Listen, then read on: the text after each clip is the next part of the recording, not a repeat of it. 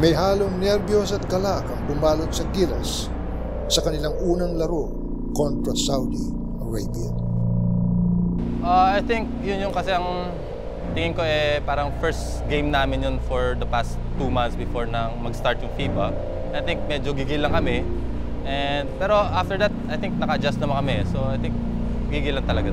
I don't know if it was exactly the crowd and the pressure that you know, kind of played a part in our struggles. I think it might have just been us. You know, we were just so in a hurry, I think, to get a win right away that we didn't focus and play to the best of our abilities. Hindi naging impresibo ang laro ng Gilas kontra sa isang bansang inaasahang lalampasuhin sana nila. Ito kasi yung team na hindi namin na-scout kasi hindi namin din kilala yung mga players. So, nag-practice lang kami about sa mga offense natin. But yung defense kasi hindi namin masabi dahil, yun nga, hindi namin kilala. First game jitters yan yung tinatawag. Tansyahan ba? Tansyahan pa yan Marami sa amin, first game lang talaga sa FIBA Asia. Iba naman ang FIBA Asia sa compare sa mga ibang tournaments na sinalihan namin. Offensive rebound, he misses his shot, gets it back again. Tries to go, he's lost the ball a couple times, a little bit slippery, but... Oh, get out of here. There goes Saudi on the break. And easy two, it's back. Let's see who knocks it back door. It was, in fact, Tenorio. Came off his hand last. Oh, that's tough. Oh, Pingris. Oh, what a tipping. What great fingertip control from Pingris. Doubted shot miss, came off the glass. Great rebound by Dale Campo. Oh, and a leak out. That is exquisite. That's how to finish the fast break off. Jim Alapak summed up. So 78 plays 66. Philippines, they're underway. Bagamat hindi naging bukod tangi ang kanilang laro, nairaos pa rin ng Team Pilipinas ang panalo. Because of the first game, wala kami talagang in-depth scouting report ng Saudi. So we had to make adjustments during the game. That is the hardest part of that first game. Well, I think yung slow start was really jitters because like I said, this was the first major international tournament of this team. I know people wanted us to beat Saudi Arabia by a huge margin, but I thought, what for? Sa kanilang sunod na laban, ang mas malakas na Jordan ang kanilang nakaharap. Noong 2011, ang Jordan ang nagpataob sa dating kampyon na Iran sa quarterfinals. At sa Pilipinas, noong semis.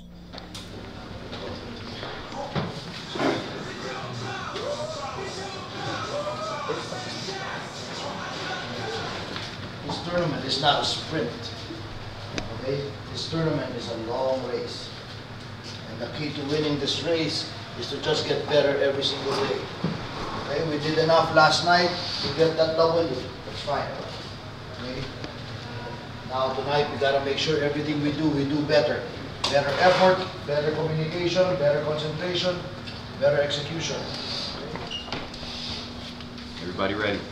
Sir. Energy. We need a lot of energy so we can fly, yeah? Yep. Let's get rebounds and let's fly. Here we go. Puso! Sama Pilipinas! Puso!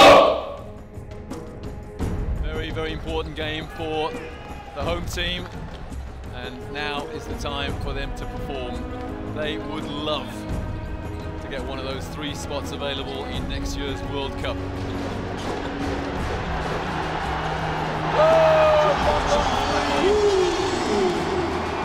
That's got this crowd excited. Off the Jordanian bench. Dito muling ipinakita ni Jeff Chan na mahalaga ang kanyang posisyon sa team bilang outside sniper. Parang nafe-feel ko na yung court, nafe-feel ko na yung game, and parang naka-adjust na kami sa atmosphere. That's why he's in the team. His job is to shoot the 3-pointer, and he did a great job doing it. Sa simula pa lang ng PBA career ni Jeff, maraming duda umaligid kung gaano siya katagal na magiging kasapi sa pambansang liga. Ngunit ang mga dudang ito ay nagsilbing inspirasyon niya para paghusayan pa ang kanyang paglalaro. Bagamat may maganda namang ipinakita ang Gilas laban sa Jordan, nahirapan pa rin silang kumuha ng momentum. Isa sa mga nahirapan na ito ay ang first-timer sa FIBA Asia Championships na si Jason Castro-William. I expected Jason to struggle because this is his first major international tournament, like I said. So this was all new to him. Kaya I wasn't worried. What was important for me was to get him in there, make him feel how it is to be playing at this level with these stakes. Yun ang importante kay Jason. Nagkasagutan kami ni Coach Shot na sinabi niya na kailangan mo nang ilabas yung laro mo kasi ito na yung pinaka-tournament natin, ito na yung versus Jordan. So, parang sinabi ko, okay, sige, babawi ako. Okay, now, Jason against number 11. Okay, let's make 2 cuts, cut. Cuts, get the ball to Jason, don't even screen him.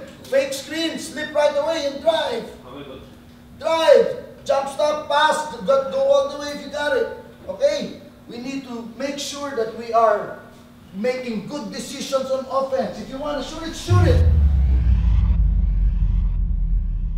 Baxter knows he's in the game here. Oh, goodness me! Jason Castro lays it up and saves.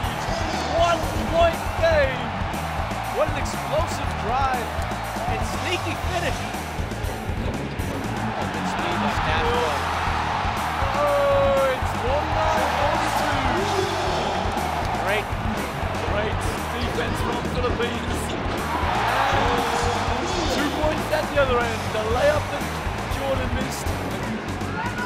drive.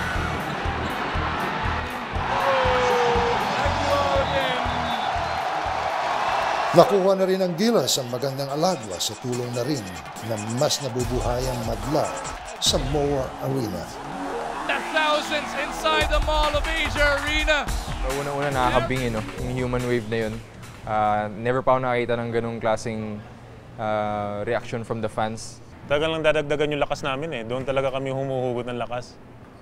So malaking bagay talaga yung mga kababayan natin na talagang naniwala at sumuporta sa atin sa basketball sa Gilas. Maging Ginebra, LA. Gumaganda na ang laro ng Gilas at mas nararamdaman na ang suporta at tiwala ng bayan. Kakailanganin ng Gilas Pilipinas ang ganitong momentum para sa makabuluhan laro kontra sa mapaganib na kupunan mula sa Chinese Taipei.